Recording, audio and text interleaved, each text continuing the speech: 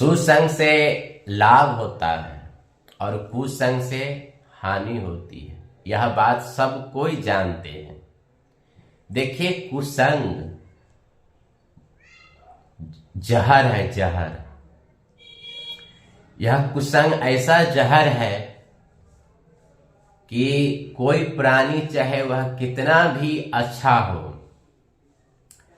और उन्हें यदि कुसंग हो गया तो फिर वह सुधरने वाला नहीं है। फिर वह बिल्कुल खराब हो जाता है। कुसंग एक ऐसा जहर है ना कि क्या क्या कहा जाए। इसलिए प्राणी को चाहिए कि अपने जीवन में भले ही दुख काट ले, नमक रोटी खा ले, पर कुसंग कभी नहीं करना चाहिए।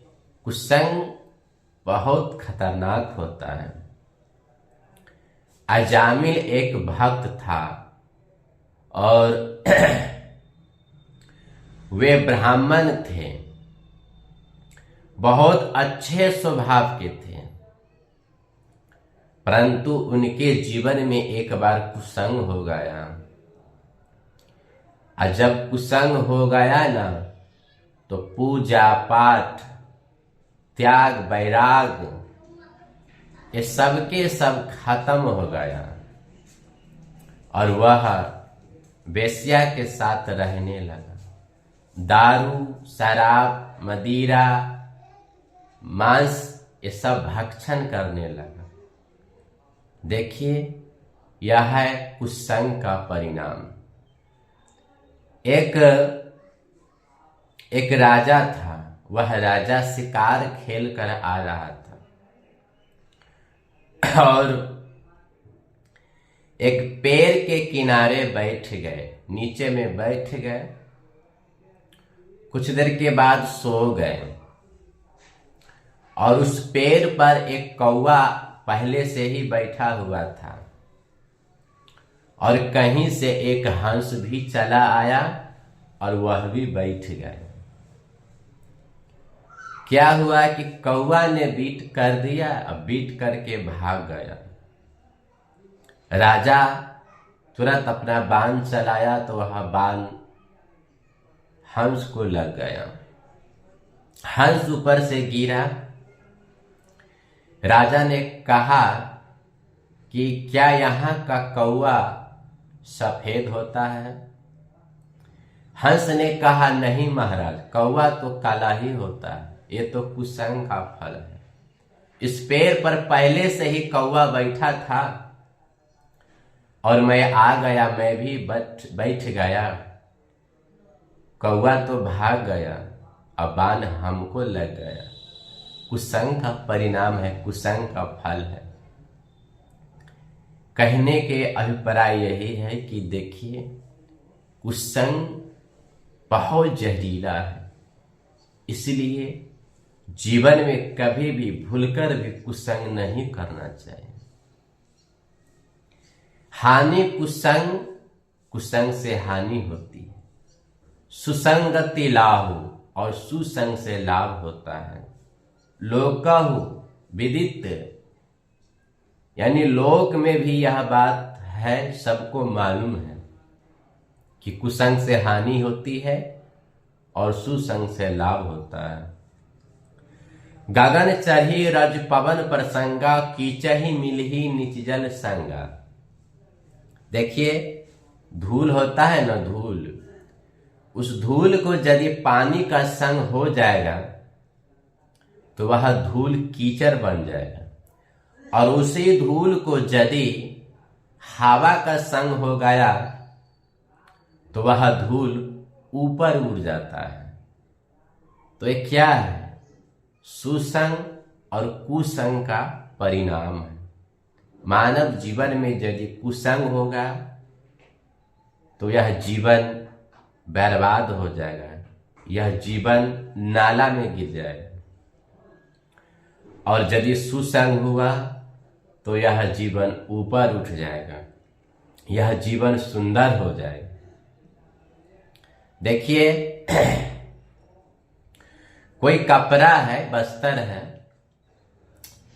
और वह कपड़ा यदि किसी मुर्दे का हो तो उस कपड़ा को कोई नहीं लेगा, कहेगा कि यह मुर्दे का कपड़ा है, लाश का कपड़ा है, मुझे लेना नहीं। और जो चुंदरी है, रमरमहा है, जो भगवान पर चढ़ाया जाता है, तो लोग उन्हें ले लेते हैं, बोलते हैं कि यह प्रसाद है, भगवान पर के चढ़ा हुआ है।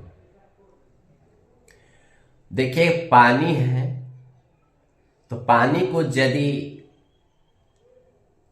कपड़ा का संग हो जाएगा, मनुष्य का संग हो जाएगा, मनुष्य नहाएगा, कपड़ा खींचेगा, तो वह पानी गंदा हो जाएगा और नाला में बहेगा। और उसी पानी को यदि मंदिर का संग हो जाएगा, पुजारी का संग हो जाएगा, तो वह पानी चरणामृत बन जाएगा, चरणामृत बन जाएगा। अकाल मृत्यु हरणम सर्वव्याधि विनाशनम विष्णु पदोत्का पित्वा शीर्षाधार्य में हम बताते कि चरणामृत पीने से अकाल मृत्यु नहीं होती और किसी भी प्रकार के रोग नहीं होता। अगर रोग होता भी हो तो वह ठीक हो जाता है। तो देखिए, पानी तो पानी है, पानी को संग हो गया कपड़ा का तो नाले में चला गया, कपड़ा धुआ तो नाला में गया। और उसी पानी को यदि मंदिर का संग हो गया, पुजारी का संग हो गया, तो चरणामृत बन गया। तो कितना अंतर है। ये है सुसंग और कुसंग का परिणाम। इसलिए हमें और आप लोगों को जीवन में यदि कुछ करना है या कुछ बनना है या प्रभु की भक्ति करना है, प्रभु का भजन करना है, अपना आत्म कल्याण करना है, तो भूलकर भी कुसंग न करे। कुसंग जहर है, इस बात को मानिए कि कुसंग जहर है। और कुसंग रूपी जहर जो भी पिएगा सबका नाश होगा, किसी का भी भला नहीं हो सकता। इसलिए कुसंग नहीं करना चाहिए। देखिए, एक लोहा है, लोहा को यदि औजार बनाया जाए तो वह जैसे कि काटने वाला कोई औजार बनाया जाए तो वह कितना खराब हो जाता है। वह औजार बनने के बाद किसी का प्राण भी ले सकता है, किसी को हत्या भी कर सकता है। उस लोहा से यदि बंसी बनाया जाए, एक होता है कि माछ मारने वाला, जैसे कि पानी में उस धागा में लगाकर पानी में फेंक देते हैं, उसको क्या बोलते हैं? बंसी। तो उससे बहुत सारे जीव की हत्या हो जाती है। वह लोहा ही तो है, लोहा ही है।